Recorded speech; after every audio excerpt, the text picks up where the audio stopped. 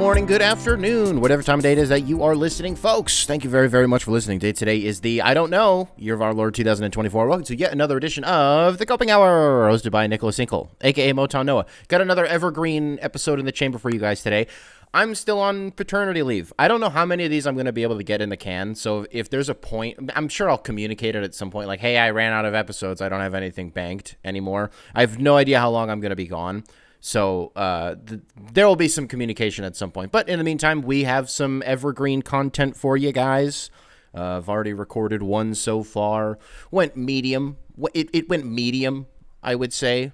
You know what's funny? I turned on the camera just about a minute ago, and I didn't realize that I looked like a damn traffic cone today. I had no idea. I just thought I was getting a fit off. I just thought I was like, I'm a little too monochromatic. I'm a little too core. And the size of this brim on this hat, I mean, I could protect Israel with this. It's essentially just the Iron Dome. I got to tell you, man, I guess we're off to the races in this one. I got 2 targeted ads recent. I'm not entirely convinced that they are targeted, by the way, because I'm just like, why did these get recommended to me?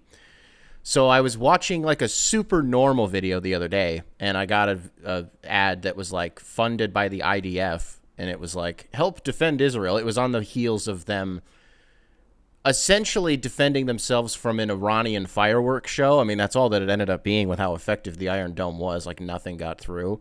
But Israel was like, we need your help. We need your money. I was like, I don't think you do. And then I got an ad. I was watching an RFK video that he put up on his channel, not because I'm interested in what he's saying, but because I'm fascinated by the way that he's campaigning, because it is so modern, and it's something that we haven't seen from a presidential candidate before, at least one that has legs. That's not like a Greg Abbott joke. I'm just saying like one that actually like could pull like 10 to 14 million votes.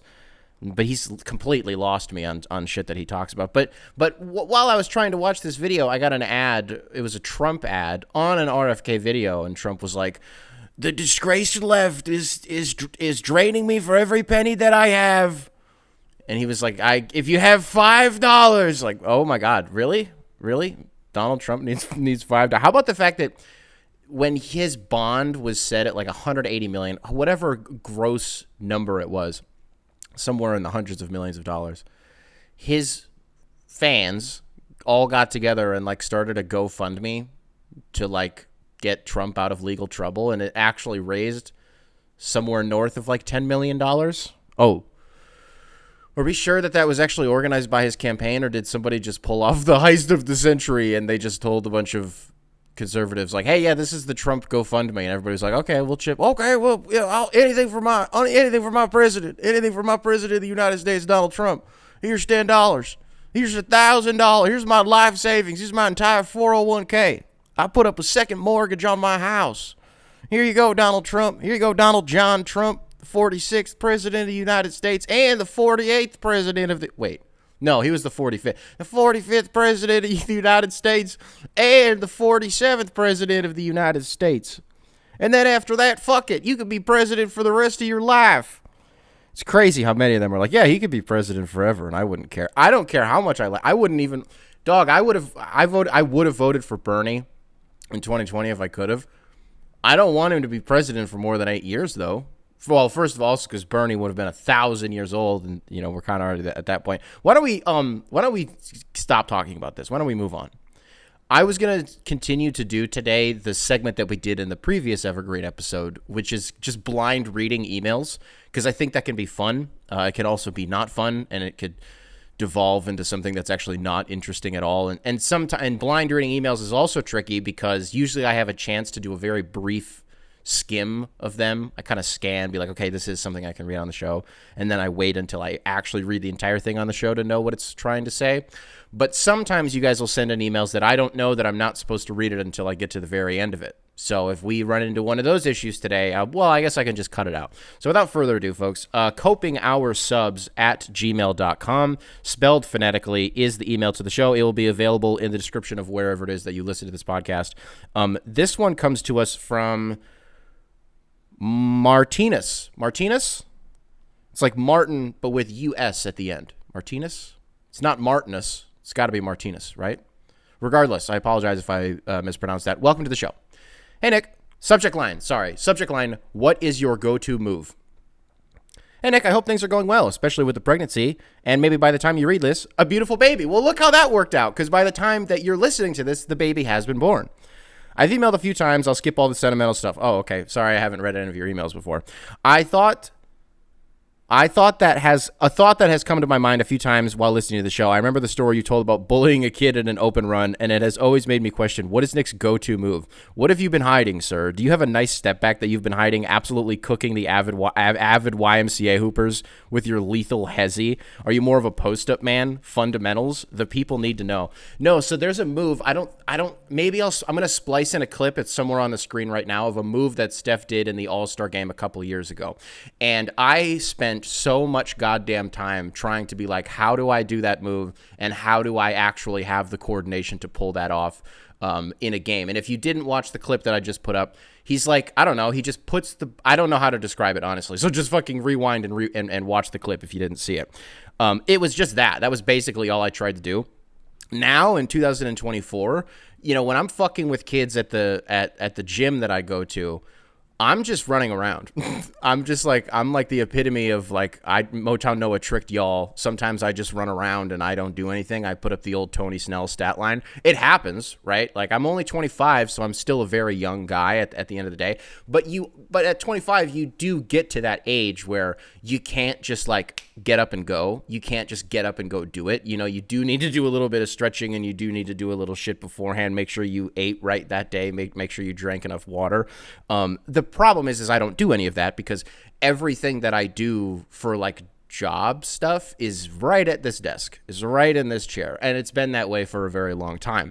So I don't get out a ton. I don't do a ton of like cardio, not a lot of physical activity at all.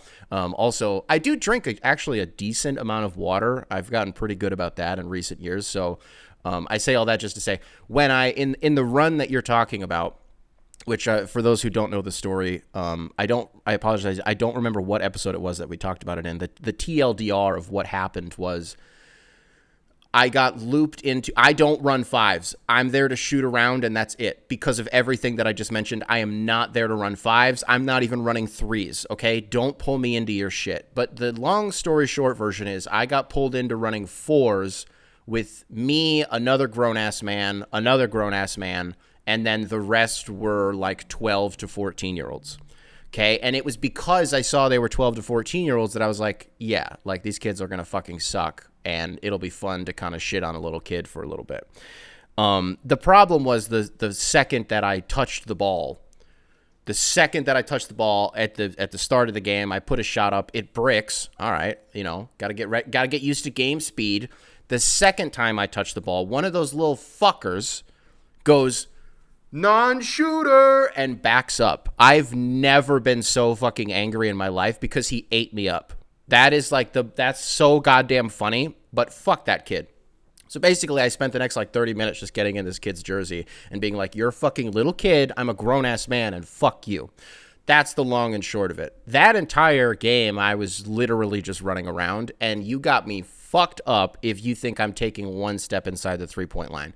I'm not mixing it up at all. I think there was like maybe one or two where I did, but hell no. And then defensively, it's like I'm not switching.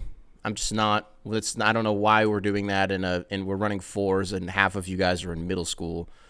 You guys are motherfucking running around setting flare screens, trying to find the soft spots in the defense. Like it just annoyed me. It was just really annoying. I don't know what the idea of an ideal run of fives is in my head, but it's not actually playing basketball. Does that make sense? I don't want to actually play basketball. I just kind of want to fuck around a little bit, but like somewhere in the middle, like meet me in the middle a little bit, where if you fucking ask me to like, let's run something out of a horn set. Oh my God, I'm walking off the court. And somewhere between that and like, hey, go just run over there and then cut and then run back over here. We could do something like that. Like if you just want to make it really simple. Hammer play. Oh my God, shut the fuck up. I'm not doing all that shit. So the move that I showed at the beginning is definitely going to be the one that I've tried to pull off the most. I used to have a nasty, and by nasty, I mean it went in like a quarter of the time, but that was pretty good. A little baseline, 12 to 15 away from the basket turnaround. it was completely unguardable, and I would do it off of like a one-legged, like Alperen Şengün, Dirk Nowitzki, and it went in like a quarter of the time. So I hope that answers the question. Other than that, I was just a catch and shoot guy. Because I'm just not, I don't move around a ton, so I would just kind of stay exactly where I was supposed to be. Let's move on to another email. This one comes into us from Peter. Peter, welcome to the show. Subject line, playoff broadcasting, not excited. Ooh, maybe this one's a little bit too... Maybe this one's because the playoffs are happening right now. This is maybe citing something. We can do this. I just don't know if this is too topical. So I'm going to read the email. Peter, welcome to the show. Hi, Nick. I'm currently suffering through a Kevin Harlan TNT call, and it reminded me how much more I dread the playoff broadcasting rather than having my pick of league pass calls. There's a few homers in there, but there isn't much worse than Spiro Ditas, and is that how you say it? I've never known how to say his last name, and Kevin Harlan on these big games. Maybe it's just me, but those guys don't have the chops for basketball. I'm sure they're fine for football and the Olympics, but their basketball knowledge is rough, and their vocalizations never match the moment. Is that true? The ABC crew is great with JJ Doris and Mike Breen and RJ Flowers, obviously for Iron Eagle, and Brian Anderson on TNT, but I really think they should make some cuts. Sometimes it's just really hard to listen to. I hope you and the family you're building is healthy and are happy. Thank you very much, Peter. Thanks for the email. I don't really agree at all with I like Spiros and I like Kevin Harlan. I think for me, it's very seldom the play-by-play. I think we actually talked a little bit about this in the last episode. It's seldom to me about the play-by-play guy, and it's usually about the color commentator. Like, again, I don't know when this is going to come out, but in the first play-in game between New Orleans and the Lakers, you had Reggie Miller with like 2.5 seconds left in the game. The Lakers are up 3, and he's talking about, does Anthony Davis want to purposely miss this free throw? You know, because the clock starts ticking as soon as and it's like, yeah, or you could just go up 4 with 2.5 seconds left. What he's saying isn't wrong. It's not wrong because there are scenarios where that is like the desired outcome is an intentional miss. That scenario exists inside of basketball, but it did not exist inside of that moment specifically, right? And I think for Reggie Miller, a guy who otherwise I think you give credit because he's one of those old head former players who doesn't like to shit on the new guard, right? Like usually he's generally speaking, he's pretty fair. You even think about during All-Star Weekend, and you and I sat up here and we took a huge shit on Kenny Smith because of just how atrocious of a weekend he had, but more specifically, how bad his Saturday night was between the three-point contest, the skills competition, Sabrina versus Steph, and the dunk contest. He was just a wet blanket. He was fucking annoying, and we would have all been better off not listening to him. If nothing else, you at least had Reggie Miller kind of trying to rein him in a little bit, even if it didn't work. Reggie Miller, more often than not, is a pretty solid voice of reason. I do lean towards agreeing with you on the whole TNT versus ESPN/ABC broadcasts. I'm just going to take the ESPN one or the ABC one 10 times out of 10. I was talking to someone the other day who doesn't like Mike Breen because the moment is always too big. You know, it always feels too... I would agree with that if you said that about the guy who does the Hornets games. He's a phenomenal broadcaster, but there's give and take with it because you can either look at it like the guy who does the Hornets games is so animated and so emotive that some of these moments kind of lose their actual power and their luster, because if everything is turned into a screaming match, then what happens when it actually deserves to happen? You know, what are you supposed to do then? Are you supposed to like commit familicide? Like, what are you supposed to do then? But then at the other end of it, you could easily say that dude just loves hoops. He's passionate about his job, and he's calling these games for what they are. They're a fucking game, right? And it's just fun watching dudes be as athletic and as talented as they are. So I would pick ESPN. I would pick Mike Breen, and I would pick JJ, and I would pick Doris. I will remain firm on the whole. I would still rather that it was Jeff Van Gundy and Mark Jackson. I'm somewhere between that being a cold take and people agreeing with me. It's very, very divisive. But it's also not to say that I don't think JJ and Doris are good at their jobs. I think tentatively, no, I don't want to push them to the B team because I'm the same guy who keeps talking about how Doris deserves a spot on the A team, which she absolutely does. So, hey, this is just what it is now, right? This is just what it is now. But the TNT guys, I don't think Kevin Harlan is bad at his job.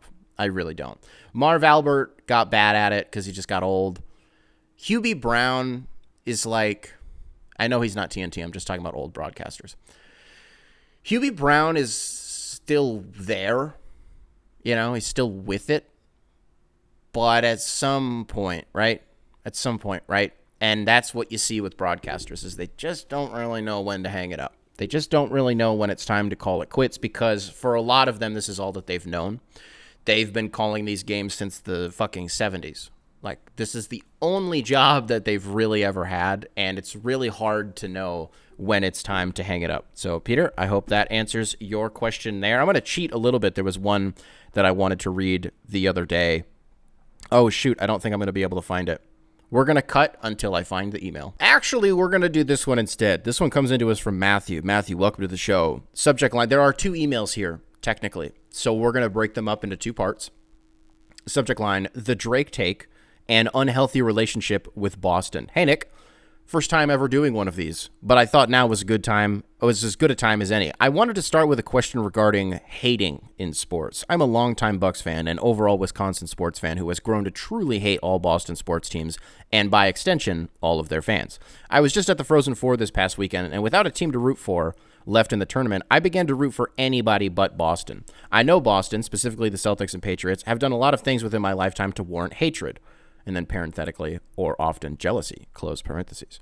And this email would be too long if I got into all of my pet peeves. I was just wondering, do you think it's good for sports fans or sports in general to have deep-seated hatred for other teams and fan bases? Do you think it helps sports entertainment overall, or is it something that is an unfortunate consequence of competition that we should all just get over as fans? So that's the first question. That's the first part of the email that we're going to address. It's only good. It's only a good thing. Like, it's bad when some people take it too far and they... there are a myriad of examples of fans just being shitheads and forgetting that this is what it is. Kind of like what we just talked about with the Hornets broadcaster. It's a game.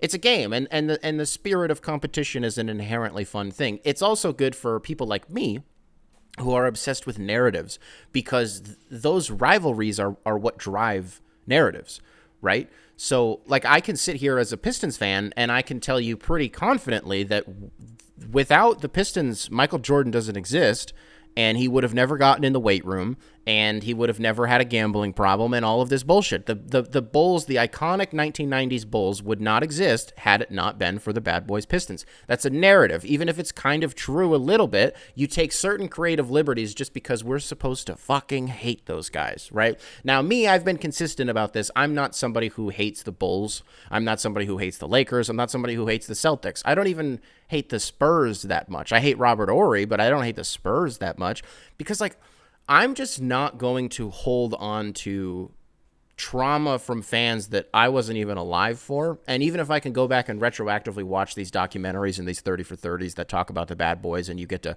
or even in The Last Dance when there was that whole propaganda piece against the Bad Boys, it's interesting to look at it through a certain lens, through the historical lens of what the perspective would have been at the time if you did live through it, but I didn't at the end of the day, so any feelings that I would have about it would be fabricated to a point beyond belief. So while I love the Bad Boys, don't hate all of their rivals by extension, because even the Lakers in 2004, well, first of all, we kicked their ass, so whatever, but that's why I brought up the Spurs. It's because, like, I don't even hate them that much. I hate I'm a Red Wings fan, and I've talked about this before. I fucking hate Pittsburgh. To this day, I hate the Pittsburgh Penguins maybe more than I hate any franchise in the 4 major sports in America. I'm still somebody, and I think the zeitgeist has kind of flipped on this, actually, where people were now at the tail end of Crosby's career, and people kind of look at Sidney Crosby through not to keep using the historical lens thing, but if you look at him through a more historical and in a more objective lens, it's easy to be like, yeah, Sidney Crosby fucking rules. He's one of the greatest to ever do it. And you kind of just appreciate him for who he is, and also for the fact that he was a villain for as long as he was. But me, personally, never a day in my life will I say some shit like that. Unless it's like how I just did it. I'm saying it on behalf of other people, of course. Because fuck that guy. Fuck him. Fuck Evgeny Malkin. Not fuck Marc-Andre Fleury. He had a long enough career that he had, points of his career that lasted outside of Pittsburgh. I think like Vegas, Marc-Andre Fleury. Love that guy. I have no notes for him, right? But the point, I hate him. Trying to think for the Tigers, like, I don't hate the Giants. I just don't. They beat us in the World Series. The Cardinals beat us in the World Series. I don't hate either of those teams. There was a very special time in my life that I got to witness my team play in the World Series, and we hadn't won one, and I wanted, in my lifetime, and I wanted to see it. The Red Wings did win a championship in my lifetime. They won a couple, but only one that I was actually conscious for, which was 2008. And then in 2009, we should have gone back-to-back, and Sidney Crosby fucked that up. Right? I don't even remember how he played in the series, but just through extension of him being their number one guy, you just assume that it was. I also don't even hate Evgeny Malkin. I don't know why I said that, but I guess I kind of have to. Right? The Lions, I hate a lot of teams in the end. Not anymore, though. Not anymore. But do you see what I'm saying? Like, it's just fun. It's just fun as long as you're like a level-headed person about it, which, by the way, most people are. Most people are level-headed about it because the shit that you see on the internet, it's such a weird thing. Because like 10, 15 years ago, let's say 15 years ago, when social media was closer to 15 years ago, it was like 13 years ago, when social media was really on the upswing and it was really becoming part of the zeitgeist and sort of where conversations happened, it was easy to be like, well, the internet's not a real place. And it's weird that in 2024, in a lot of ways it is. In a lot of ways it is real because most people are chronically online and most people are online to begin with. And the echo chambers that people will put themselves in, I think I'm kind of starting to stray into something that isn't technically just about sports. But I think we've approached a weirder landscape with social media where it is actually closer to a more honest reflection of how people think and feel in real life. But for the most part, as it pertains to sports, I like to believe that some people are just the way that they are digitally, but they would never say 90% of the shit that they say online in person. I think that part of it will always be true. I think it's only a good thing. Maybe I was a little long-winded on this one, but I think it's only a good thing. Now, the second part of this email from Matthew was also wanted to close out with a quick Drake take after hearing that you were a Drake stan. For posterity, this is being recorded like 4 days after the Drake response came out. Drop and Give Me 50 came out.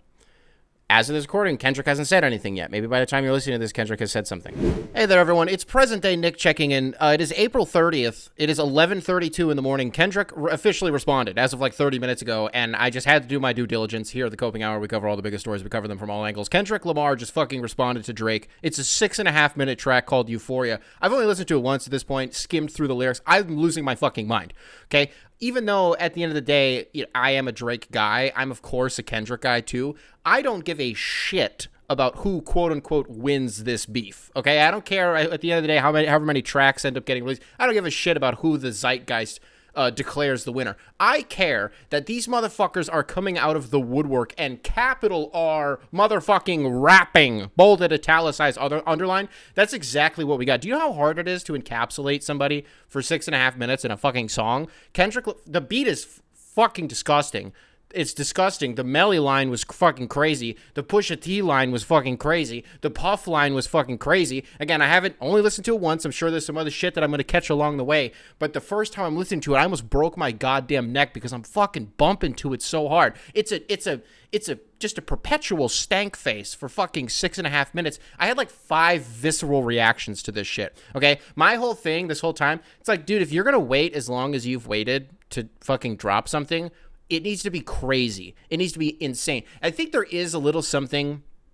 There's like instant gratification that people have in 2024. The internet is a big issue, or rather a big cause of this, where people are like, oh, Kendrick didn't respond. Like fucking, he didn't have the Amazon Prime ass Rick Ross delivery that he had with his diss. And so now Kendrick is bitch made because he didn't immediately respond. Fucking Jay-Z released his diss on fucking 9/11, and then Nas didn't release his for like 3 fucking months, and we still talk about that shit to this day. The timing doesn't matter as much as people think that it does. We just, again, want that instant gratification. We want it right now. But it did kind of feel like, Kendrick, the longer that you wait here, the crazier that it needs to be. I had been saying the whole time, like, dude, I want Story of Added On Part 2. Like, I want it, like, it's up, right? I want to fucking learn something. I want to hear something crazy. It's going to be hard to ever replicate, like, you know, you are hiding a child, let that boy come home, deadbeat motherfucker playing Border Patrol. It's going to be hard to ever have that, like, shocking of a moment as it pertains to Drake, like, ever again, right? Because everything else that we could possibly, I mean, him having, like, ab implants, like, fake abs, is definitely fucking crazy. I guess I got to give a little bit of an apology to Rick Ross, because apparently that shit was true, and we clowned Rick Ross a little bit for that on this show, mainly because he was calling him BBL Drake, and that's just such, like, a Trump-pilled nickname, and it's like, Rick Ross, are you not a little bit better than that? And then you're like, well, I guess you were affiliated with Diddy, like pretty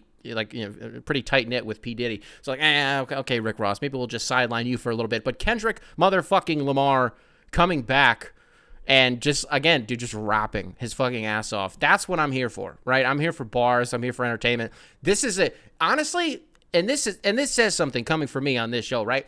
This, to me, transcends narratives. That's the real takeaway here. I do not give a shit about the narratives. It's not about, to me, who wins this thing. It's not about, like, oh, well, this guy's bitch made because this thing or that. I don't care about that. Also, because this isn't my lane. Like, this isn't my world. I'm just, like, I'm really sitting on the sidelines here and just fucking enjoying it, right, with my popcorn. At the end of the day, you're also kind of like, okay, so what does Drake say now, right? And I'm sure at some point we'll cover that down the line because it's not over. It's not over. I don't know, though, if Drake responds, which he of course will, what does Kendrick do? Because I think Kendrick had one in him and I think he's done. I just don't think he cares enough. But also, if you listen to that track, it definitely sounds like he cares a lot. That crown is motherfucking heavy. I don't know. You know what is always the fun part to me about shit like this, whenever this happens, you know, when dudes like come out with diss tracks? How about that, like, Quavo Chris Brown shit that's going on? Someone needs to monitor that. That one seems like it could get dangerous. Maybe we should keep an eye on that. Put a pin in the Quavo Chris Brown beef. That one seems like it could actually get a little violent. So let's put a pin in that one. But I always love to think, like, where are people? Like, the Kendrick diss has hardly been out for an hour, if it has even been an hour yet. Has Drake heard it yet? You know what I mean? Like, where is he? Like, right now, as I'm recording this, Drake is somewhere in the world. Like, I always love the idea. Remember in Straight Outta Compton when all the dudes are sitting around listening to No Vaseline for the first time? I don't know if that's actually how it happened in real life. Like, they all just, like, sat together and listened to it, or if they all listened to it on their own, if that was just, like, Hollywood magic. But do you know what I mean, though? I love, like, I wish there was, like, a live recording of these motherfuckers' reactions to it. Did he know it was going to happen? Did he have a heads up? Did somebody reach out and be like, from, like, Top Dog and be like, hey, just so you know, it's motherfucking coming. Pause. I'm excited, man. I'm pumped. I can't wait to listen to this 100 times. I really hope you guys feel the same. I don't think I'll be shocked. I haven't dipped into what the subreddits are saying. I don't think I'm going to do it just because it's like the Drake subreddit is just going to be total copium and the Kendrick subreddit is going to be like just really annoying about it. But everybody that I've texted about it privately and individually has been like, this is fucking nuts. I really hope you guys all feel the same way about it. By the time you're listening to this, you know, like a day removed from hearing it for the first time. Although actually, this is going to be coming out a week later. So you guys are about a week removed from hearing it for the first time. Has Drake responded yet? Maybe I'll have to splice in another present day Nick to be like, hey, also this Drake response to the Kendrick response to the Drake response to a Kendrick diss in a future and Metro Boomin track called Like That. Let's talk about it. That's all I got, folks. This is amazing. That's all. I fucking love this, and this is amazing. Let's get back to the show. Alrighty, folks. It is 8:32 in the morning on the 3rd of May. As of like 20 minutes ago, Kendrick doubled up. 6:16 in LA, playing Drake's game, actually, doing, you know, how we all think that like timestamp Drake is the best iteration of Drake. You think of like 4 p.m. in Calabasas, right? Like time and place Drake is when he's in his bag. Kendrick deciding bright and early on what I don't know what today is. That's the whole thing with the newborn. Or, well, actually, he's a week old today. So today's Friday. A couple days after he released Euphoria, Kendrick doubling up, seemingly provoking Drake into responding. I'm sure by the time this releases, I'm also going to have to put another segment in here going over whatever Drake's response ends up being. There was a rumor that was out on Thursday night that DJ Red put something out there that Drake was going to drop something crazy, and he was like, good luck, like, have fun with this, world, like, he's dropping a hit tonight. And then DJ Academics came out, was like, that's not true, it's happening soon, but it's not happening tonight.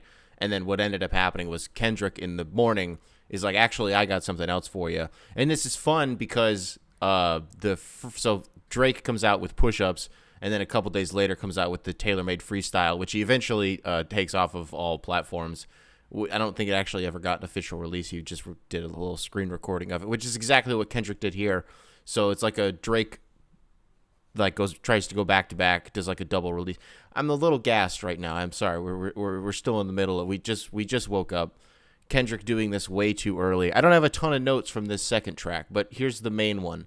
It's definitely kind of like a if you know thing, because for the last, I don't know how long it's been. I don't feel like it's quite been 2 years, but it's been a long time that we've been hearing that there's like a leak. There's a rat in Drake's camp. And every time I've seen people talk about this, I've always thought that they're just being too online. I'm like, I don't think it's that serious. And I think a lot of the stuff that comes out in some way is beneficial to Drake. So it's like, it's easy to think that it's not a rat. It's just him doing shit under his own volition. And then Kendrick is like, no, that's not true. And it's actually some of the motherfuckers that are closest to you, and you'll just never know about it. Motherfucking Tuesday, slide your way out of this one. OVO works for me, bitch. So I don't know. Is it up? Like, if it wasn't up before, which it kind of already was, is this like the straw that broke the camel's back? Does this piss Drake off? Because I just don't think it really, I don't really think it will. The first one I bet did, but then also Drake's response to Euphoria was he put on his IG story. Was it the 10 Things I Hate About You? What was that movie? He posted a scene from that. It was really funny. The Petty King. Like, you think he gives a fuck about Euphoria? He doesn't. This is what he wanted. My question is just like, okay, so now what? Because if this does piss off Drake, then whatever the response ends up being, which I'm sure we're going to get any day now, I'm excited to see what it is. Like I said, not too many notes from this one other than like, okay, cool. So Kendrick is still that bitch, and he's just like rapping his motherfucking ass off, which again, folks, is the reason that we're here. If you are somebody who has a vested interest and you're like, no, it needs to be Kendrick, or no, it needs to be Drake, then I wish you luck. I will say that it does seem like, I think I mentioned this in the previous little segment I did, it does seem like the public is already, no matter what happens, they're just going to pick Kendrick. I don't think it's barring, I don't know what Drake could come out with. The funniest thing is that Kendrick is like doubling down on the whole, like, yeah, you could make like you could do like some melodic shit and like make some dance records, and like as long as I'm waving my hand, then we're cool. That's so funny to me, to be like, you make good music. Like, some of the music you make is pretty good, but overall you're a bitch and I hate you. Folks, this is everything that we wanted. This is everything that we've been waiting for a long time. I mean, you have the two dudes at the top of the game, just like dropping shit left and right on like a random Tuesday, right? On a random Friday. They're just coming out with some fucking hits. And I'm excited. I'm excited to hear what Drake responds with. 616 in LA. That was a review, I guess. Let's move on to the Drake diss, because I'm sure it's out by now. So Nick, what do you got for us? Alrighty, folks. I'm thinking this is going to be the last update. It is 10:30 at night. It is May 3rd. Drake just released Family Matters. We have a week-old son sleeping in the next room, so I'm just trying to stay as calm as I possibly can. Drake responded to Kendrick's double response, to Drake's double response, to Kendrick's diss in Like That. I think it's not over. I don't think it's over, but holy shit. He literally just released this 15 minutes ago. We listened to it once. It's like 7.5 minutes. We got 3 beat switches. Well, technically 2 beat switches, but 3 beats in general. Holy shit. Or was there 4? Ladies and gentlemen, what the fuck? What the fuck? First of all, I just want to note this. Second verse, Drake said, oh, I'm going on vacation now. So is that his out? Is that his out that he's done? Did Drake like just kind of say, hey, no, even if you respond, like, I'm not doing this anymore? And what have we been saying on this show, folks? We had been saying we want to learn something. We want to learn something diabolical. I don't know what's more diabolical than these than Kendrick potentially beating his wife. I don't know if it gets bigger than that in terms of things that we were expecting to maybe learn from this, right? Because we can't learn that Kendrick has a secret child. We can't learn something like that, right? Well, what if we learn that Sneaky, he had to fire, or rather hire a crisis management team because he was beating the shit out of his wife? Huh? Now, it's one thing It's one thing for Drake to be like, oh, well, you got to prove all the shit that you're saying. All that's just, it's baloney, it's malarkey. And then he's the same guy who 15 bars later is like, but by the way, you beat the shit out of your wife? Oh, good googly moogly. What's going on here? So now the question becomes, does Kendrick say something back to this? Because I'd be kind of surprised. So what round is this technically? Like that doesn't count. That's kind of the thing that set this off. And then 7-minute drill happened. That was kind of the start to round one. And then Drake comes out with push-ups, and it was like, that was definitely round one. And then we have like these weird sort of like in the like middle round tracks that have come out. With Drake, it was Tailor-Made Freestyle, and then with Kendrick, it was 616 in LA, which of course we did cover. I mean, hell, we've covered all of them here in this episode. I'm just like, holy shit. And then what else did we learn from this? We learned that Drake thinks that Abel is gay, or at least bisexual. He's like really trying to get everybody to be like, hey, The Weeknd is gay as fuck. That's cool. I understand that it means something a little bit different in that community. I remember seeing in like the Drake subreddit, and these dudes were being dead ass serious. They're like, if Abel doesn't beat these bisexual allegations, I'm not going to be a fan anymore. The homophobia is fucking crazy. I remember there was this tweet this one time, unrelated, but somebody was like, I can live with Chris Brown being an abuser, but if he was gay, I couldn't listen. That's fucking crazy. Like, huh? You're like, what? What are you talking about? Also, the one thing that we've loved to talk about on this show is how stupid Rick Ross's diss was, and how the whole BBL Drake thing, he just like wanted to talk about his fucking nose. Well, Drake had some bars about that, so I felt very seen. I felt very validated. Who else got mentioned in here? I don't know. I was just shocked. I was just shocked. I'm gonna say the same thing I've said in the other two little previous segments we did. These motherfuckers are just rapping. This is what we're here for. This is literally what we're all here for. So if it's over, damn, how fun was that? You have the two dudes at the top of the game, really at the peak of their powers too. I mean, some people might say that for Drake that was a couple years ago, but Kendrick, I mean, nobody's really gonna argue that he's really ever left his prime. You just have these dudes just like dropping shit in the middle of a weekday. Or I guess in Drake's case, this Family Matters came out at fucking 10:30 at night, Central Time. Wow. I mean, wow, what a day. We all said after 616 in LA comes out, you're just kind of like, Drake's got to hit the red button. He's got to hit the red button. And what did he do? You know what he put in the chamber? He said, Kendrick Lamar beats his fucking wife. Wow. He's like, you're short as fuck. You're stupid. I hate you too, by the way. I also hate the way that you walk and the way that you talk. Oh, and then also, you're a domestic abuser. When are we going to get to hear about that one? Also, our sons should play at the park. That was funny. Little nasal extra. I'm trying to think. There's one thing off the top of my head. I feel like I should pull up the Genius lyrics that I was like, oh, whoa, that thing. I don't know. This is all just off the cuff. I'm trying to, every time these tracks come out, I'm trying to give you guys my immediate thoughts on it, even though by the time you hear it, you will have had plenty of time to digest it and think about everything. This just happened, motherfuckers. This, like, most people are asleep. They're going to wake up and be like, oh, man, Drake said what? He said what Kendrick did. What? To who? Whomst? If this is it, this was fun as fuck. If Kendrick decides that he's just going to kind of fall back and not say anything, which I have no idea. If he does decide to say something, this is the Coping Hour. We do cover all the biggest stories, and we do cover them from all angles. Ladies and gentlemen, don't worry, I will have it covered. But as of right now, the zeitgeist, it remains to be seen how people respond to this. There's really no way for me to find out unless I jumped over to the Drake subreddit, the Kendrick subreddit, to see what people are saying literally in the moment. But I don't want to do that. Because it's a cesspool, both of them. And everybody on either side is just going to be complete copium. I got to find out, actually. I kind of want to know on the fly what's being said. Because I think it goes without saying that even with this being said, I just wonder if the public is going to be like, yeah, it is still Kendrick. So far I'm not seeing anything. I am going to leave all of this in. I'm not going to cut it. Yeah, people are just kind of, Kendrick's public image is scarred forever. Here we go. Most of what we heard from Kendrick in this beef isn't really explicitly new information that could change the career momentum of what people think of Drake, but Kendrick for so long created this image of being the messiah for black people. Okay, see, yeah, I don't want to commentate on this.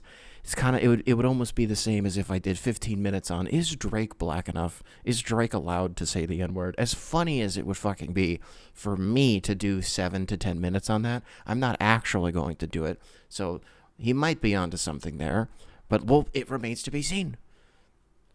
You're watching this on Wednesday. How have people reacted to it? How are people feeling?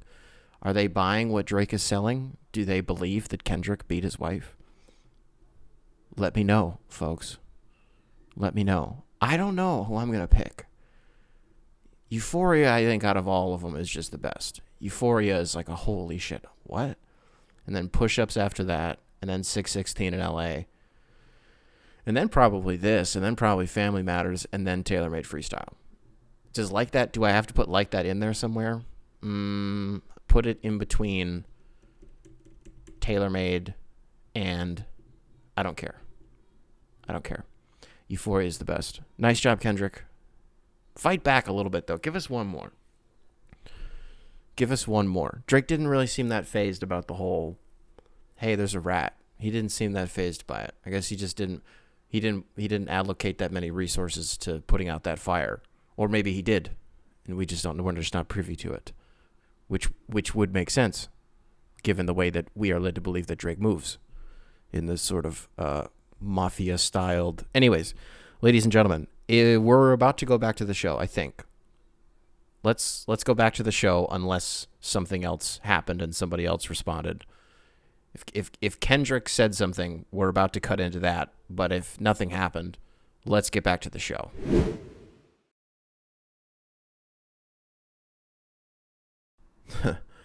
Remember that part about me saying, hey, some people are asleep right now, and they're going to wake up and have no idea what Drake said. It's 6:30 in the morning on May 4th. May the 4th be with all of you, I guess after the fact. And I wake up, and my brother just sends 2 texts. The first one said, oh no. And then the other one was a link to a track called Meet the Grams. Kendrick said 45 minutes after Drake responded, which we just covered, and I said, I don't know if Kendrick's going to respond to this. Oh, he had it already. It was already in the chamber. It was preloaded. I'm shocked. Like, I'm in shock. This one's going to be a little bit harder for me to get through, also because we just woke up. And I wake up to Kendrick calling Drake a pedophile. I wake up to Kendrick being like, yeah, also you have another hidden kid. Also, you have an 11-year-old daughter. And who knows how many other ones. I have questions. I have a few questions. I'm in shock. This one felt like, oh my God, wait a second. Oh, this is for real. It did take until this one for me to be like, okay, this is for real. I've believed the entire time that Kendrick hates this motherfucker. Okay, I can't say the same about Drake, to be honest with you. It's felt like Drake there's like sport to this, and he's just having fun, even if he doesn't like Kendrick. But it feels very personal, and it feels very like passionate with how much Kendrick doesn't like Drake. Can I be honest with you guys about something on how I'm feeling immediately after listening to this? I think I'm J. Cole now. I think I'm J. Cole, and I think I'm good. I think I'm done. This has gotten really personal, and it's like they're starting to talk about shit that I'm like, I got nothing on this. I can't say anything. I don't know. I have no idea. This is, you know what? And this is, Kendrick wouldn't be saying this shit to me because we are taking care of our son. Thank God. Oh, thank God I'm not in the crosshairs here, Kendrick. We are taking care of our son. Please leave us alone. As soon as we got him down and it was like, okay, he's sleeping. It's like, all right, it's time to go to bed. So I had no idea that this happened. But I think I'm done. I think I'm good. It took this long for somebody to finally say it to Drake. But somebody finally motherfucking said that shit to Drake. And then my other question is, if I'm Drake, why do I keep fucking doing this? Why do I keep doing this? Why do I keep starting shit with motherfuckers if I know that I have a kid hiding somewhere? That I am hiding a child? Let that girl come home. Deadbeat motherfucker playing Border Patrol. Why do I keep doing this with people? Okay, and especially, you know, when we found out about Adonis, I'm pretty sure the timeline on it was technically Kanye that told Push And Drake, I think, he was the one who clarified that timeline. So that one kind of makes sense. That just through the grapevine, Drake got fucked over by Kanye and whatever. But this time around, okay, so you're going to try to go toe-to-toe with Kendrick. Why are you fucking saying anything if you know that there's also a rat within your camp? Because those allegations aren't new. Okay, they're not days old. They're not weeks old. These shits are like years old at this point. We've been hearing this for a long time. And you're telling me that it didn't cross Drake's mind. And now his response, by the way, Drake's like response says, I think it was on his IG story. I just saw it on Reddit. Was like, oh, show me the missing daughter. Like, these dudes are scrambling. I don't know. Because, first of all, Kendrick, 6.5 minutes. Drake, motherfucking 7.5 minutes. Kendrick punches right back, 6 minutes, 24 seconds. What the fuck is going on? Like, these dudes have time. These aren't short little bursts where they're just, like, getting off a bar or two, getting in the booth and getting out of there, going home, getting a good night's sleep. These motherfuckers hate each other, folks. They hate each other. I'm in shock. This is the last one I'm doing. I'm serious. I said I wanted to learn something shocking in the last record we did. The one that Drake just put out last night. Family Matters. I'm already forgetting the names of all of them. Family Matters, we learned something diabolical. That Kendrick had to hire a crisis management team because he assaulted his wife at least once. Holy shit, wow. It felt like that was the thing that I had been waiting for this entire time. Something sinister, diabolical, synonyms. And then Kendrick, again, already had this in the chamber. He was like, I know Drake is going to say something at some point, so let's just get this out there because no matter what he says, this is going to kill his motherfucking ass. Whoa. I just don't think now we're getting to a point. The reason I feel like I'm J. Cole in this bitch is because I think this is getting too personal. We're learning too much. This feels like not my business anymore. This feels invasive. This feels intrusive. Do you know what I mean? Doesn't mean this isn't like probably the best thing to, and this is one of those things that rap isn't my lane. It's not my world. I'm always just a spectator, right? So it doesn't exactly feel like my lane to be like, the genre needed this, a moment like this. But I think it did. And the amount of people who have been waiting for this, for lack of better phrasing, like Drake rapture. Holy shit. Well, it happened. If you were upset that he still had a career after the story of Adidon dropped, not that this is Drake is still gonna make money, hand over fist on his records. It's just not gonna do anything. Again, this is the immediate reaction. Hey, who knows in the future what's gonna happen but I think if any other tracks come out, it's gonna be about something way too serious. And I might just have to sheath my sword. Because what the fuck? This is the Coping Hour. Look, we cover all the biggest stories, and we cover them from all angles. But at this point, this episode has devolved into like 30 minutes of recapping all of the shit that's been happening between Drake and Kendrick. And there's a theory out there, even one of you guys put it in a YouTube community post that I made. Which, by the way, while I am on paternity leave, be sure to keep up with YouTube community posts. That's where I'm communicating with you guys if I have anything to say. And one of you guys threw this out there. It's like, do you think that this is something between Drake and Kendrick to just boost streams and engagement and to just kind of... And I'm like, these two dudes don't need that. If there's anybody in the game who doesn't need that shit, it's these two, right? And I think that's the point that a lot of people make about Drake is that the motherfucker doesn't have to do that much, and he's going number one. He'll put out a 25-song record, and 15 of them are going to be on the Billboard Top 100 after the first week. Like, that's just how it goes. And it would be the same for Kendrick because of how infrequently he drops. With Drake, it's just because that motherfucker's a hit maker. Anytime he drops, people are going to tune in just to kind of do a quick skim through, find out what the good ones are, and then get out of there, and then they'll just hang around with the good ones. With Kendrick, though, it's like a cultural experience when he drops, no matter what it is. If it's a full-length project, if it's like a little whatever on the side. Even Euphoria went number one. And the easy thing about it was Push-Ups and Euphoria could go number one because those shits they like doubled as club records almost. That's what made Back to Back so vicious, right? Is because it was how good the bars were, but also just like the way that you could bump to it. Like you could play that shit in the club, right?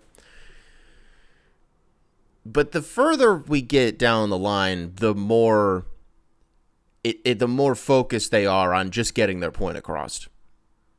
And it's really just about listening. It's not about bumping your head and snapping your shit. It's not about that at all. It's just about listening. I've listened too much. I've learned too much about these two motherfuckers. I don't know what's true, and I don't know what's not true, as do you not know, rather. As do you also not know. But I think... Because what do you say?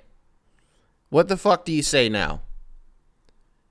Drake's like, well, rather, Kendrick is like, you have fake abs. And Kendrick is like, oh, yeah? Oh, he's like, you have fake abs and you're gay. And Drake is like, oh, yeah? Well, you're a pussy and you're short and you beat your wife. And Kendrick is like, oh, yeah? Well, you're still a pussy too. And also, you cheat all the time. You're a degenerate gambler. You have like 100 missing kids. And I fucking hate you. Did I say that yet? I also fucking hate you, Drake. What do you say now? We found out that Drake has at least one other kid. He has a daughter. Again, for posterity, Drake has refuted this publicly. But what the fuck? He said he's on vacation. Remember, we said that he's probably going to... Does he use that as an out now? And now Drake doesn't have to respond to this shit? Because he... Does that mean he knew that maybe this would come out? I don't... This is what I mean. You've... As you guys are watching this episode in real time and you're seeing me react to all of these, again, by the time you're watching this, days have passed and you're like, you've had time to process it, but you're seeing me devolve and like fall out of love with whatever the fuck this has become. Cause I'm just like shocked. I'm just like, whoa, I got exactly what I wanted. And it turns out I didn't want it at all. Cause that's the weird thing is legacy wise, I don't think this fucking matters at all. I don't think it matters at all. It's Drake. It's Drake. Unless you put that dude in a courtroom with cameras and a judge was like, you are a pedophile. I don't think anybody's going to care. It's the same shit with Leonardo DiCaprio. It's the same picture, .jpeg. Even because both of them do the same shit, right? When you really think about it, it really is the same picture. Are you going to be the guy that brings down Leonardo DiCaprio? Mm-mm. Are you going to be the guy that brings down Drake? Kendrick will. And it makes sense coming from Kendrick. But like just some guy being like, Drake, you're a pedophile, would never happen. Well, because it does happen every single day. And it's... I don't think I have anything else constructive to say. If I think of anything else, maybe I'll splice it in. Are we safe to just go back to the regular fucking show? Who even knows, honestly, what the emailer was asking about when I had to splice in all of these? So when you get back into the regularly scheduled show of me wearing the highlighter outfit, you guys will probably have to maybe even go back, reverse in time to figure out what the fuck was he in the middle of talking about again? Or just pick up some context clues and let it roll. Something about Drake. The email was something about Drake, I think. Holy shit, guys. Kendrick, I'm not declaring a winner yet. But it's Kendrick. I think we got there. I think it took us some time. I'll have to listen to Family Matters. I don't think I have to listen to Family Matters again. I don't know. That shit was hard. I don't think Meet the Grams was like, it was just diabolical. It was just, it was informative is what it was. I think it's over, right? Just in terms of releases. Let's let it marinate. Let's let it sit with us. By the time Wednesday happens, I'm going to defer to you guys. I'll let you figure it out because I don't want to declare it yet. But I think as far as releases go, again, if Drake's going to do the whole I'm on vacation thing, unless Kendrick wants to double down again and say X, Y, and Z, maybe bring some more receipts or something, we'll see. But in the meantime, folks, that was a recap of Drake versus Kendrick. Holy fucking shit. Years in the making. I mean, years in the making. This is like a generational beef. It truly is. This transcends time. These don't happen that often. Never forget what this felt like and how fun this was to enjoy in the moment. and how just the rush of like, whoa, it's out. Whoa, he finally. It took us, 2-3 weeks from like that to finally hear from Drake, including J. Cole being a pussy in the middle of it. But now you're like, can you even say that about J. Cole? Because you're like, oh, okay. I mean, J. Cole on this Saturday morning is walking outside listening to the birds chirp with not a fucking care in the world because this shit isn't his problem, right? But the excitement of, oh my God, push-ups, it came out. This leak came out. I'll never forgive some of you motherfuckers for thinking it was AI. You guys were dumb as fuck. Like, learn what AI sounds like. You don't just call everything AI. Oh my God, so fucking annoying. Not a victory lap podcast, but I will take a victory lap and be like, you guys are fucking dumb. You arbitrarily, not you guys. And then, like, since then, took like Kendrick 2-3 more weeks. But now it's just high volume. Pump that shit out there. These guys have lived in the booth for a damn week and a half at this point. You don't see it. We don't see this anymore. Not on this level with two guys at the peak of their powers like this. You just don't see it. So, folks, that was a recap of Drake versus Kendrick. I swear to God, please don't let there be anything else. Please don't let there be it. Please let this be over. I can't do this anymore. This is exhausting. In the best way, of course. In the best way, of course. That was a recap. Let's get back to the show. All right. It is just after 8 p.m. It is still May 4th, and wouldn't you fucking know it, Kendrick did it again. Not the track this time is called Not Like Us. It is 4.5 minutes of Kendrick doubling down on all the pedophile shit. Certified lover boy, like certified pedophile. Trying to take a nap with my fucking family, bro. I'm a father of one at this point. And I go to the bathroom, I check my phone. My phone's fucking ringing off the hook. Did you see this? Did you hear about this? I hadn't heard about it. I walk into the bedroom. I'm like, sweetheart, I hope you have 4.5 minutes to kill. She was like, no. Like, don't tell me. And I just hit play, and we fucking listened to it. Was I bumping to it? Yeah, man. I was. I really was. If you can't tell, I'm fucking over this. I'm so over this. At this point, Kendrick, call the fucking police. Honestly, I don't know what the fuck you think we're supposed to do with all this fucking information. Call the cops, bro. And if nothing else, does this not kind of circle back around to you a little bit? Because of how long information is power, right? Information is like a fine bottle of wine. You store it, and then when the moment is right, you crack someone over the head with it. That's from Succession, right? There's never been a more true case of it than this right here. Kendrick has known this shit for a while. It's clear that a lot of people have. Are you guys not kind of enablers in all of this, though, that you kind of just let this fall to the wayside until the moment was right, and that way you could score some points for yourself and win a beef? Maybe I'm reading too much into this. Honestly, I don't really care. And two things can be true. One, holy shit, this was the most fun that I've had listening to music, and I don't know how long. Holy fuck, this was an amazing couple of weeks. And really, specifically, like 10 days in total that it's been. I'm done with this. And I keep saying, like, oh, maybe this is over and we can just get back to the fucking episode. And then I keep splicing myself in doing these reactions. And I keep saying, like, oh, I'm not going to, this is the last one. I'm not going to do one more. I'm not going to do one more. And then these motherfuckers just keep dropping. They just keep dropping. What you give credit to Drake for is that we got, how many tracks is this now from Kendrick in the span of a week? Like, motherfucking 4? The dude, since Mr. Morale and the Big Steppers came out, had dropped, like, once? That was Hillbillies with Baby Keem, right? I feel like there was maybe one before that, too. But, like, he just doesn't release shit that often, like, at all. So, like, the cool part is if you're a Kendrick stan, like, cool, you're getting Kendrick bars. And then also, if you're a Kendrick stan, you probably hate Drake. Well, hey, if you listen to these bars, motherfucking pedophile, certified. Here's the thing, though. Is now you have TMZ coming out saying that the whole daughter thing is bullshit. Drake does not have a daughter. You could say what you want about TMZ, but here's how I know if I can take you seriously or not. And the irony in what I'm about to say may come off as palpable, but stay with me. If you want to be fucking for real, I don't know if there's a more trusted source of information and a more integral pillar in American journalism than TMZ. In 2024, I'm being so fucking serious. They're right about shit all the time, and the problem that people have with them in 2024 is not the tabloid gossip bullshit. It's how invasive they are. It's how intrusive they are in finding these stories immediately after they break. So if TMZ is coming out and being... Now, granted, the source on it was like somebody from Drake's camp. It's like, okay, well, that's the call is coming from inside the house. That doesn't fucking matter. Oh, Drake's a pedophile? Oh, wow. Did it finally happen? Maybe it did. I don't know. I don't care anymore. Call the fucking cops, Kendrick. What do you want me to do about this? What do you want any of us to do about this?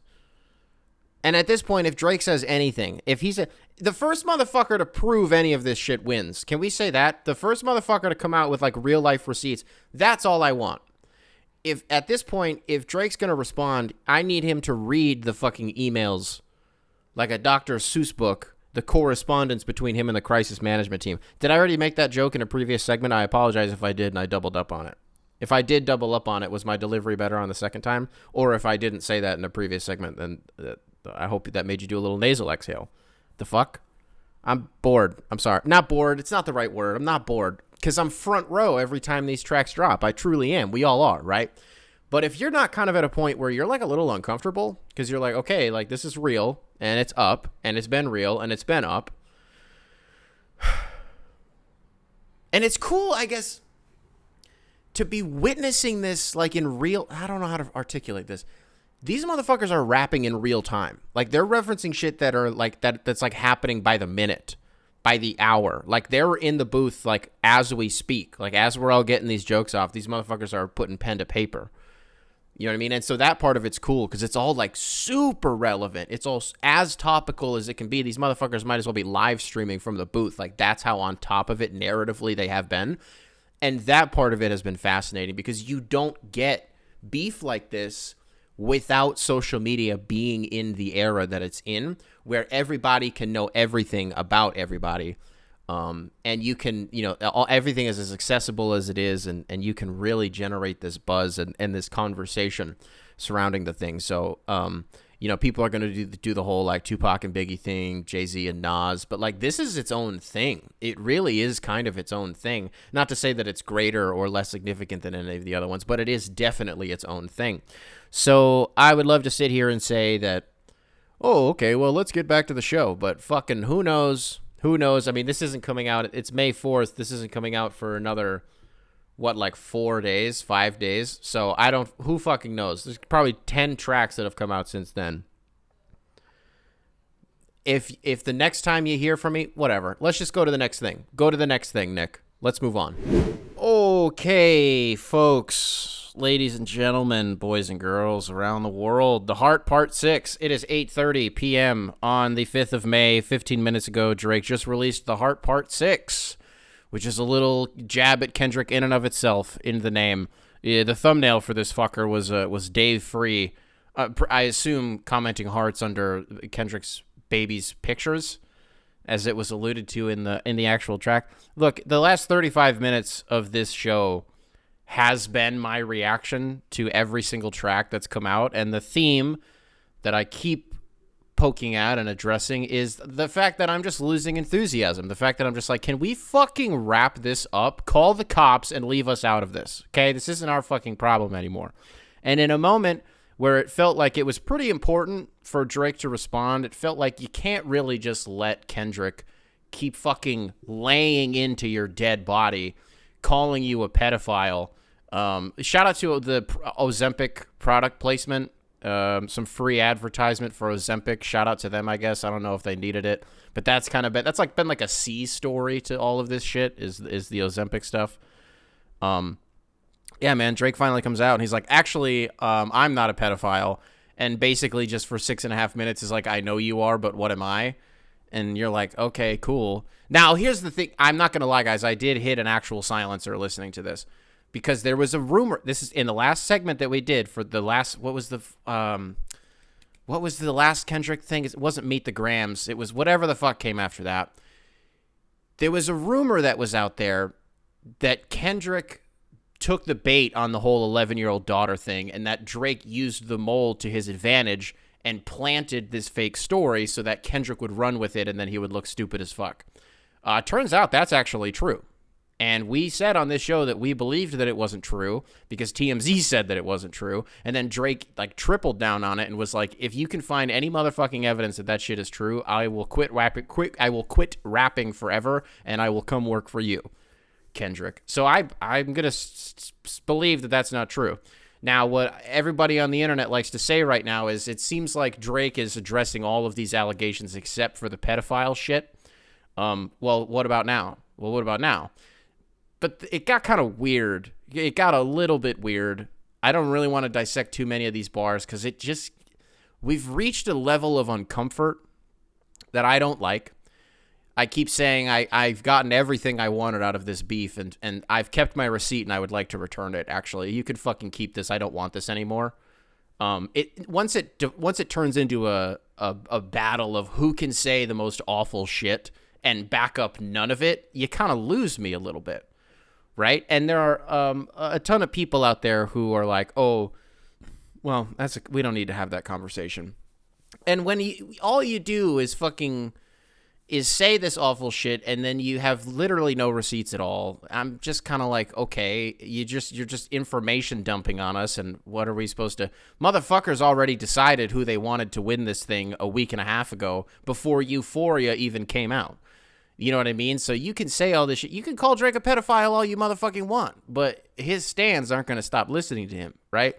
You can say that Kendrick beat his wife or fiance, whatever their relationship is. You can say that. You can say he doesn't interact with his kids, hasn't seen him in like 6 months. What do you think Kendrick stands give a fuck about that? They don't care. They're gonna be like, yeah, maybe he did it, but like, you know what I mean? Like, who cares? Like, who really cares? So I'm starting to wonder, what are we getting out of this? What are we getting out of this except for like, I mean, my girlfriend and I are just looking at each other. The last few days, dog, every fucking time one of these tracks comes out, it's like when I go to the bathroom to like check, and I'm just like checking Reddit, and I fucking see it, I just walk back in there. I don't even say a word. I just hit play. And The Heart Part 6, which sounds like on Drake's end at least, this is it. We said that it sounded like he might use the previous track as like an out. Family Matters was his last one, right? It sounded, he was like, oh, I'm going on vacation. And it was like, okay, so you're just done with this then? It really does sound like he's done with it now, which is good. I do expect that Kendrick is going to say like one last thing. I would be fucking shocked if he didn't say one last thing. But yeah, man, okay. I hope none of these takes age horribly. I hope that by the time that you're listening to this and all of these tracks have come out and the beef is kind of over or whatever, that you are all also kind of on the same page as me, that you're just like, oh, fucking okay. Now, what's fun about it is like you're seeing people hating on a generational level just for like no reason at all, because Kendrick is teaching people that you can hate a little bit more if you really try, and you get your mind right, you get your priorities straight. You can hate a little bit harder if you really want. And shame on him. This is the biggest takeaway I have here is this is a huge win for Gemini men like myself. You can't fuck with us. You just can't fuck with us because nobody hates harder than us. So thank you, Kendrick Lamar, for proving that right. Maybe it's a good time to give my stance on everything, because from the jump, I've been like, look, at the end of the day, it's Drake and Kendrick. It's hard to pick one of them for me. But just through virtue of the volume that Drake shoots at, I just pick him, because waiting 4 years for fucking new Kendrick music gets a little annoying sometimes. Also, because like I'm not bumping Mr. Morale and the Big Steppers. Like if you listen to it all the way through, it is like a very cathartic experience, and it's a beautiful record. But like, I want club shit, right? That's what I want to listen to, and Kendrick hasn't released any shit like that in I don't know how long, right? The Baby Keem shit doesn't count. I mean, it counts, but it doesn't count. You know what I mean? So it was going to be hard for me not to at least be a little bit like, come on, Drake, like, fight back, please fight back. And I think he did. But it's the same shit. Like, Kendrick didn't say that much that we didn't already know. You know what I mean? The importance of what he said is just that he said it, and that somebody on his level said it. Because everything up to this point about Drake like being a pedophile was conjecture. Like, we didn't know it. To Drake's point in the song, like, motherfuckers would make TikTok videos and be like, ooh, then they would like try to connect some dots. And even if there was some pretty damning dots that you could connect, it was nothing more than conjecture, right? Oh, yeah. Drake's like, if I was, and I don't know if I should be saying all of this stuff into a microphone and putting it on YouTube and have it exist in perpetuity, because I don't know if YouTube is going to get mad at me for saying this. But Drake being his bar about like, if I fucked a little girl, I shouldn't say this because now someone can just clip this, but he was like, I'd be in jail. No, you wouldn't. No, you wouldn't. You're fucking Drake. Like, you're one of the most famous people on the planet, and you have more money than most people on the planet. Motherfucker, you can get away with anything. The same song where like 32 bars prior you name dropped Epstein, who very famously technically did end up going to jail eventually, but like, you're like, what? You're like, huh? So I'm good. The stance, I guess, would be that I didn't change my mind.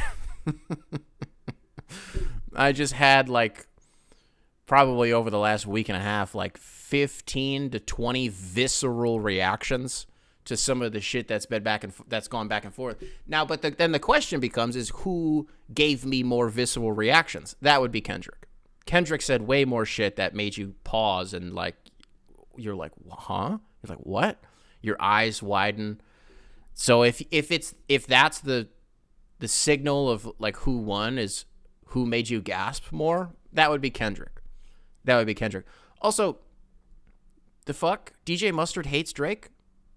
Did you guys know that? Was I just out of the loop on that? The fuck is DJ Mustard cooking up a beat for fucking Kendrick for? What is this all about? Alrighty, folks. Well, I'm sure Kendrick is gonna fucking say something back to this. You know what? Matter of fact, it's 8:47 p.m. He's probably already dropped it. Drake dropped 20 minutes ago. Kendrick probably already had that shit in the chamber. And if he hasn't, I'm sure I'll be back here at some point later tonight or in the morning, or maybe, just maybe, this shit is finally fucking over. Let's move on. Back to the email. If I were to remove all nuance, I would say that Drake has wrecked hip-hop discourse for Gen Alpha and caused them to neglect true hip-hop bars for a more top-of-the-charts pop R&B vibe. Let's not forget the creepy, grooming, and overall corny vibe that he's operated in for the past decade. He has dropped filler after filler album that even his biggest meat-riding fans, and then parenthetically DJ academics, close parentheses, have fallen asleep to. That did happen. That is true. That did happen. I don't know. I guess I'm just rambling, but I would say the man was absolutely career-endingly bodied by Pusha T. However, his stans and he himself have gone into this beef as if that didn't happen, which infuriates me to no end as someone who considers themselves a hip-hop head. And then Matthew here is very nice to clarify that it is no hate towards me. I don't even think that you're wrong is the thing, because half the shit you've said, I've also said, and I agree with. I'm going to reiterate the take that I had just a couple of weeks ago. Drake has almost, his stans will tell you that he's evolved into this form. I would argue that he's devolved into this form, which is an era of victory lap rap, which is everything that I have is cooler than what you have, and that's kind of all that I have to talk about now, and how broke you are, and how you guys don't have cooler jets than me. You guys are still flying on Gulf Streams. Poor. Boo. And that's kind of all that it is now. Filler after filler album. Yeah, man. My girlfriend and I were on the way home from a doctor's appointment the other day, and we just, like, it was Come Through came on from Nothing Was the Same, and we were just thinking about Nothing Was the Same, and we were like, damn, like, what a record. You think about that. You think about if you're reading this, it's too late. I mean, Views was kind of the point for me where it started to be like, so what's going on here? So, like, what are you doing? More Life, that's got some hits on it, like some deep tracks on it, too. So, you go down the list, and you think about For All the Dogs, you think about Her Loss. Her Loss, I actually think was pretty good. Certified Lover Boy was garbage. Honestly, never mind, garbage. Scorpion, it turned out to be more of a divisive album than I thought. I loved it at the time, and I propped it up in a way. And I think because I spent so long listening to it, I was like 20 years old when that one came out, and it was at such a pivotal moment of my life that I listened to it so much that now I can look back on it in a I guess kind of a fond light, but also I can recognize that it kind of sucks. And this whole A-side rap, B-side, R&B was cool until you get to the B-side and you're like, some of these are all right. Like Summer Games, hard.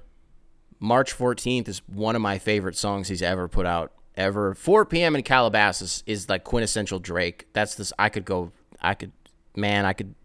line, I don't even need the beat. I'm obsessed with 4 p.m. in Calabasas, and I always have been. But you're right. And I ventured into the Drake subreddit the other day. Oh, my fucking God. Oh, my God. You talk about motherfuckers that aren't real on the internet? Whoa. whoa. But to be fair, it's not even exclusive to him. It's really not. You'll find the same bullshit in the Kendrick subreddit of people just being unfathomably annoying and like impossibly attached to somebody that, but what's weird is I get it with Kendrick, and what bothers me with the whole Drake thing is he's a motherfucking hitmaker. Whether you want to say it or not, he is.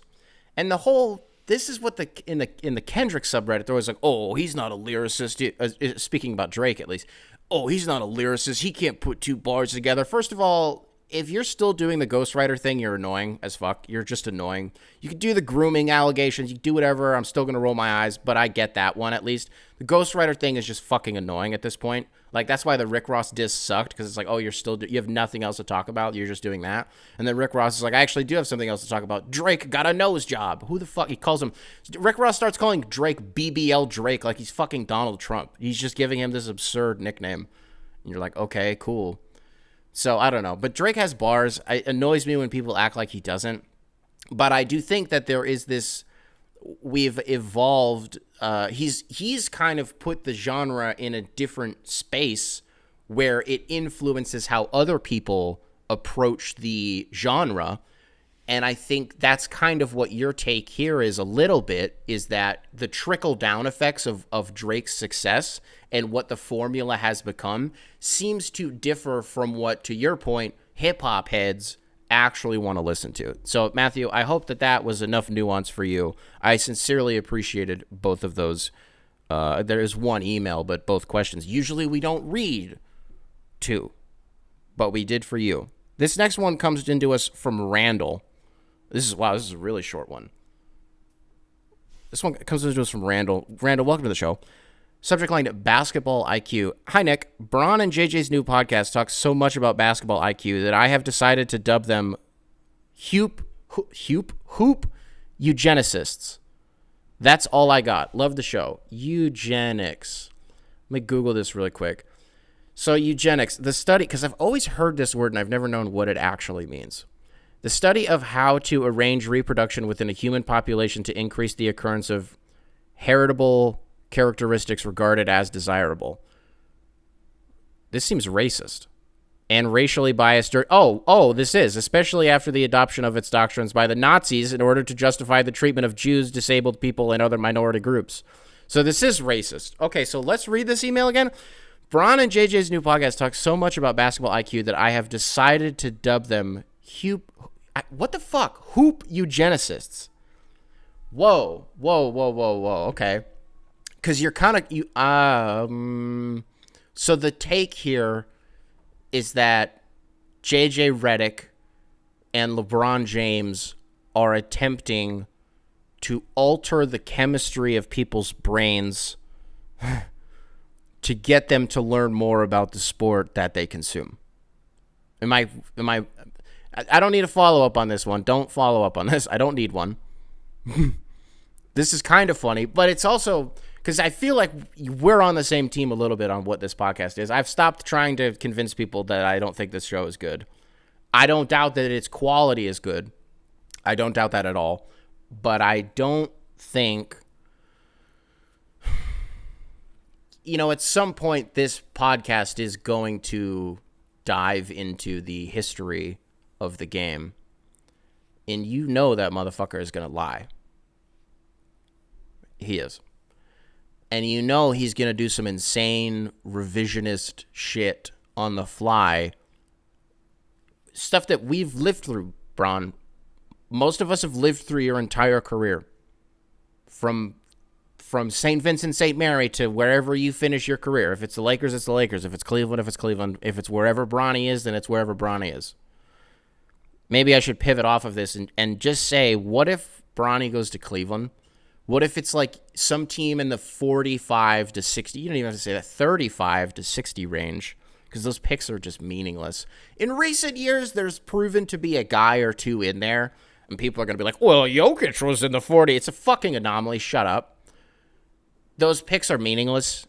Usually it's just one of those, like, most teams, first of all, don't even have the roster space, don't even like a guy enough to take a maybe chance on him, and they just trade their second round pick for a future second round pick, kick the can down the road. We got nothing. We don't want anybody here because the odds are that guy's not going to pan out. So you'll see a contending team, or at least a fringe contender, burn a second round pick on him. Well, you want to talk about fringe contenders. Is that not Cleveland? Is that not Cleveland? I don't know what's going to happen when Donovan Mitchell is gone. Depends on, who they end up getting in return. But if Bronny goes to the Cavs and then LeBron's like, oh, cool, so I just get to go home. And whatever LeBron's contract ends up being when he re-signs with the Lakers, because I do believe that will happen, I think there's just going to be like he's going to have some outs on that contract. Can you do multiple player options in the NBA? I don't know if you can. Can you do I sign a 5-year deal? Can I do a player option on the 4th and 5th year, or can I only do it for the 5th year? I don't know how that works. I think because there are some sports where you can do multiple, like baseball, right? Sometimes you can do that. Baseball, can't you do you sign a 13-year contract and you could opt out after year 4, and then you have another opt out after year 9, right? But maybe in basketball the contracts just aren't long enough. Is there a reason for that? Is there? Can you only sign guys to 5-6 year contracts, or is there? Because baseball and hockey, you do literally as long as you want, seemingly, right? Hoop eugenicists, rather. JJ Redick and LeBron James. That's a take. That's a capital T, bolded, italicized, underline take. Let's move on. I don't know if this is a fun thing to do. I have no idea if this is going to go well, and I don't know if people are even interested in this. But very, very early in the show, when the Coping Hour was in its infancy, we had mentioned doing a Chicago travel guide hosted by me, where I basically tell you guys, hey, if you're ever visiting the city, here's some of the things that you should do. Now, here are some qualifications as to why I feel like I can do this. 1, I've lived here for a couple years now, coming up on 5 years now. Not a long time in the grand scheme of things, but I find that a lot of people, if they're not from here, usually yeah, I just moved here last September. Oh, yeah, I moved here during COVID. The fuck? Huh? Actually, sneaky, more people are moving out of Chicago than are moving into Chicago. Well, that's actually not true, because there's a lot of shenanigans going on with the housing market here. And I was reading I think it was from Business Insider, I was reading a really fascinating story as to why it's happening, and I can't remember any of it right now. So there's my qualification, is I've lived here for almost 5 years, and I've done a lot of stuff, okay? My first recommendation, do the tourist stuff. That's it. Do the tourist trap shit. It's fun. They're all really, really good. Go on the sky deck. Go up to the Sears Tower. Go to the very top floor. Check it out. You get to see the whole city. You get to see all across Lake Michigan. You see Michigan. You see Indiana. It's a good time. It's really fun. It's a little expensive, but such is life when you're doing tourist shit. You're going to spend a little bit of money. It's a fun time. You get your picture taken up there. It's really cool. You go on an architecture tour on the river. Get on a nice little boat. Still haven't done that one, but by all accounts, it's world famous. Sometimes people come here just to do the architecture tour because it's that good. So I would recommend. I had a couple friends actually who were tour guides for architecture tours. One of them was the guy on the boat who had a microphone, and then the other one, he did bike tours, and then he also did bike tours for bar crawls. So he would babysit a bunch of 40-year-olds on electric bikes, riding around in Gold Coast and River North and shit, and just taking them to bars for an hour, and then having to round all of them up, and then they would just get on another bike and they would drive drunk, I guess. I don't really know how that works. And early on, when you're doing the architecture tours, you're still kind of learning the ropes.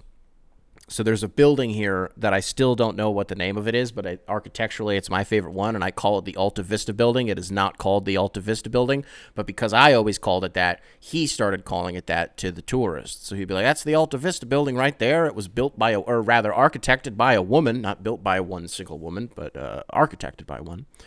And that's not true. So be careful when you're going on these architecture tours that if the person leading the tour, if the guide seems a little green, they might be lying to you about some shit. Don't be afraid to challenge them on that. Do your own research before you come. Hey, actually, I don't think that's what that building is called. Hey, actually, that was constructed by a Frenchman, not a woman. Shit like that. Gaslight them if you want. If you want to, hey, it's your vacation. Make it your own vacation. Some other things that you can do. I tell you what, the biggest question is like, where do you go to eat? That's where people get me. I don't know that because all the places that I like to eat are bad. But there's a lot of charm in that to me. I love bad food, bad restaurants, bad ambiance, and I love chains. But like small chains, like Harry Carey's. Harry Carey's in the Water Tower on Michigan Avenue, to me, has one of the best hamburgers in the city. They got a bacon mac and cheese burger. It's literally it's a bacon cheeseburger, and it's a fried ball of mac and cheese, on the top layer. And then once you bite into it, all the mac and cheese comes out. Amazing. It is as good as it sounds. The other one I love is Gordon Ramsay burger. Oh my God. But that's also just because I love Gordon Ramsay. You want to talk about a motherfucking hit maker. We talk about Drake. Gordon Ramsay, and my grandma doesn't like Gordon Ramsay. He's too mean to people. I get it. The same friend who was lying to people on architecture tours doesn't like Gordon Ramsay because he's too mean to people. My thing is like he's not. He's mean to people on Hell's Kitchen because that's his restaurant. That's his restaurant. So it makes sense that he would get in someone's ass if they're fucking up, right? No notes. You would do the same thing. If I ran, hold on. That's a separate point that I do want to talk about. I'll get to that in a second. But all the other shows, Next Level Chef, MasterChef Junior, Kitchen Nightmares, he can be a little bit rough on people, but it's because it's a quick turnaround. We got to go. We got to do this thing. I got to get this in your head. What is the one show, like 24 hours, the Hell and Back in 24 hours or something like that? He only has 24 hours with these people to make their restaurants awesome. Yes, he's a little bit abrasive. He's only got 24 hours. He's on a tight schedule. So it's usually miscontextualized why he's as mean as he is. But yes, sometimes he can be. Also, he hasn't been that mean in like 10 years. Ever since he really started a family and wasn't just by himself all the time, he's softened up a lot. He's just an awesome guy. And that guy just pumps out TV shows like you would not fucking believe. And guess what? All of them are pretty good. We've watched like 6 or 7 of his shows, at least a full season of them, usually multiple, and we love it. We absolutely love it. Gordon Ramsay burger is no exception. Gordon Ramsay burger, get the Farmhouse burger. Tell him Motown Noah sent you. To look at what the fuck, who the fuck is that? But it's really good. Otherwise, if you want to do a little bit of traveling, there's a bar up on the north side up in Wrigleyville called Almost Home. Just opened up like a year or 2 ago. Really good. Alabama bar, Roll Tide. Real nice place. Although one time I did eat nachos from there that got me sick. Woke up in the middle of the night just throwing up constantly. I think I drank too much. I think that's all that it was. I think it's because I had some, what is it called? It's like a mint, Rumpelmans. Had too many shots of that because he was just handing them. He's pumping me full of shots. What am I supposed to do? And then he hands me a plate of nachos. I'm going to house these, taking these 100 yards, pick 6. And then like 3 hours later, I wake up. It's 2 a.m. and I'm just covered in huh? Where did this come from? Oh, I guess I'm too drunk. Oh, okay.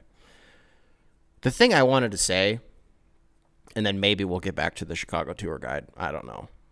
The travel guide. Maybe we will. Maybe I'll forget. I've always wanted to do, like, how do you do a reality show but with podcasters? Like, how do you do something where you get 10 to 15 people grouped up and they already have a show, or maybe that's part of it is they have aspirations of starting their own show. Whoa. Hold on, I've never actually talked about this out loud, so now that I'm saying it all out loud, maybe I can talk myself into what this idea would be. And you have me as the coach, you have me as like the host of the show, and it's my job to craft and mold you while still letting you be true to, who you are and what you represent and what you want your show to be about, but sort of trying to give you some tips here and there. At the end of the day, I'm just some guy. I don't fucking know, which is sometimes a disconnect that I think we have on this show is that I get like grossly offended when people are like, well, you're the media, you should do this thing. But I'm not. If all it takes to be part of the media is a microphone, a camera, and an internet connection, we're fucked. We're fucked. Because I'm not. I cannot emphasize enough. I am literally a guy sitting in my living room talking into a microphone. And if that makes me part of the media, then fuck me, I guess. And so, not to say that I'm impervious to criticism or being wrong, but it's like, motherfucker, I've been making videos and writing blogs and talking into microphones for like 8 straight years. You're gonna find some inconsistencies. And also, most of the time, when I say something, not that I don't believe it, I would never say something that I don't believe, but I'm just yapping. Truly I am sometimes. And whatever. I'm you know what? I'm projecting right now. And I'm getting insecure about something that literally nobody has even attacked me for. I'm being defensive over something, over an argument that I created in my head. Let's get back to the trap. Well, no, I don't even want to talk about the show. Let's get back to the travel guide. Some other things that you can do. I don't know. It's wild. I've lived here for a while, and I don't do that much. The truth is, literally the only reason I live here is because my girlfriend lives here. That's it. She was living in Ann Arbor in Michigan, and I was visiting her like every day. It was like on the heels of one of our little hiatuses, and we had spent a lot of time apart and just not together. And she was living in Ypsilanti, and then she moved out of there and moved into a what is it called when somebody rents their place to you, but they're on the lease and they're just it's a word for it, and it's pissing me off that I'm not going to remember it. But she only stayed in this place in Ann Arbor for a few months, and that's when we kind of started to reconnect. Well, once things started to finally get back on the we started to get back on the right track, steer things in the right direction. She was like, "Hey, so I'm moving to Chicago, and if you want to come, you can absolutely come." She's like, "But if you don't, then I don't know if this is going to work." And I was like, "All right, well, I guess I'm going then." Because at that point, we had been together for like 6 years, accumulatively, even with all the breaks and stuff, about 6 years. So I was like, we've dumped a lot of time and resources into this relationship. I had just quit my job at Hot Topic. I was like, well, I guess I quit because I was moving to Chicago. But I was like, it would be good for me to get a change of scenery, even though it was hard for me to move away from home. I was like, it's the big city. It's Chicago. Why not? And in retrospect, I guess phrasing it the way that I did made it sound like it was an incredibly unhealthy dynamic, where it was like, if you don't come with me, we're breaking up. It was like that, but it wasn't really like that. And also, guess what now? We're literally the best that we've ever been. And we have a baby, and we've started a family together, and we're spending the rest of our lives together while not being married. Which is another thing that sometimes you guys have asked about that. Maybe I'll talk a little bit about that. The reason that we're not married is because we don't care about that. It's just not input to us. It's literally like, we're not really the people that are like, marriage is an economic proposition. And it's like, no, it's not the 1820s anymore. In some form, I guess it is, but it's not like that at all anymore. But to us, it's like, okay, so I could be on her health insurance because I don't have health insurance. That would be cool. But otherwise, what? There's like a piece of government paper that tells us that we love each other and that we're going to spend the rest of our lives together. We know that we will. Isn't there like some tax incentive to get married? I know there's tax incentives to having a kid, which is why some people accidentally their way into having like way more than they're supposed to, is because they know that they can claim them as dependents for 18 years or more and then cash in on that, which is a funny little, we didn't even realize that. She was filling out her taxes the other day. She's like, oh yeah, she's like, next year we'll be able to claim him and we'll get a little bit of money. That's true. Yeah, that's true. So isn't there something like that for marriage? It's just not important to us. We know how much we love each other, and that's what matters to us. Also, because we're not wedding people. We don't want like a huge wedding if and when, because eventually we will do it. But when we do eventually get married, we're just going to go to a courthouse. and that's it. And we'll have like one person there as a witness, and then that's kind of it. But it's just never really been something like those large gatherings just aren't really for us. And I've definitely always been that way. Like even when I was a kid, the idea of having a birthday party thrown for me would have sent me into like, I would have had to get sent away to like a hospital because I would not have been able to handle that. Oh my God. You know, if it's, I don't know why. The idea of having to, you know, go around and invite people in like my elementary school or middle school, whatever it was, but you want to come to my birthday party? I don't know if some of it was the anxiety of what if they say no and then we throw this party and nobody's there. I don't know if it was that or if it was like, not to get, I don't know if this is going to, I don't want to be too real here, but if it was because I was like, I don't know if I actually have as many friends as I think that I have because like I'm not that cool. Like I'm not. So I just didn't, and also it was just the idea of being around that many people. Even as like a 9-year-old, I was like, I can't do that. I just can't do that. We've been having a really bad issue lately with shit being too loud. And it's, so now we've evolved from, we can't be around a ton of people, but also we're like, I don't know what this is coming from. Like what flip got switched. But we were in Anthropology the other day because we were just killing time. We were going to see a movie, and we went to Zara, we went to Akira, and then I was like, we have like 15 minutes. You want to go just fuck around in Anthropology? And she's like, sure. All of these stores, they just play their music too loud. It's just way too, you walk in and you're like, God damn, I can't hear anything. I can't hear anything at all. So now it's also loud and disruptive noises. And you're like, well, that's good. About to have a baby. Yeah, but that's different. He's allowed to cry. I'm not going to be mad. Also, he's never going to cry. He's never going to cry because we're his parents, and as soon as I hold him, he's going to be like, oh, yeah, I forgot. You're, like, sick. You're awesome.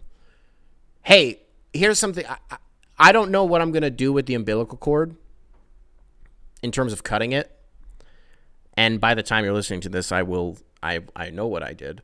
But we were talking about it the other day because we were in the hospital, and we were doing an ultrasound. And she's like, what are you going to do with the umbilical cord? I was like, I don't want it. She's like, no, jackass, that's not what I'm talking about. She's like, do you want to cut it? And I was like, no. She was like really hurt by that. She's like, why? And I was like, I don't want to fuck it up. She's like, what are you talking about? I didn't know that you did like a ceremonial ribbon cutting. I guess I didn't know this. I hadn't considered it. You just like cut it. You don't cut it like at the belly button and you like make that's what I didn't want to fuck up is his belly button. But I didn't know you can just like boop. And then there's also this whole thing about how you have to, so the baby comes out and you have to wait because there are still some like last minute at the buzzer nutrients and shit being passed to the baby through the umbilical cord. And so you basically have to wait for it to stop pulsing. And then you just cut it. And then she's like, are you going to catch the baby? And I was like, fuck no. I'll do the thing immediately where they ask the dad to take they're like, hey, take your shirt off and do skin to skin. That's fine. I'm more than happy to do that. Even if he's got gunk all over him. Like, hey, it's whatever. We're all human. It's okay. I'll do that. I'm more than happy to do that. I'm not catching him. I'm not looking. I'm not. I will be right next to your head the entire time. I will be holding your hand. I'll be holding your arm. I'll have I'll be petting your hair. I'll be doing all that. I'll be telling you really reassuring and you know, positive affirmations. But you got me fucked up if you think I'm looking. I'm not. I'm sorry. I can't. I've read plenty of men, their accounts of like, yeah, I looked and it was fine. Like, yeah, it's a lot, but it's like, it's beautiful in a lot of ways. This is nature. This is the journey of life, right? This is just the process. And there's something inherently beautiful about that. I think that's wonderful. And even having not done it, I would agree with them that in some ways I would find it beautiful, but I don't want to. And sometimes all your response or your reasoning for something has to be is that you don't want to. So with that, ladies and gentlemen, we're going to wrap up today's show. If you're listening to this on Spotify, be sure to rate 5 stars. If you're listening to this on YouTube, be sure to subscribe. Leave a like. Nice little comment for the algorithm. Tougher, bummed about this one. I will catch you guys Computers now in the have next primary control. Beautiful, beautiful, Primary control. beautiful, Primary control. beautiful. Primary control.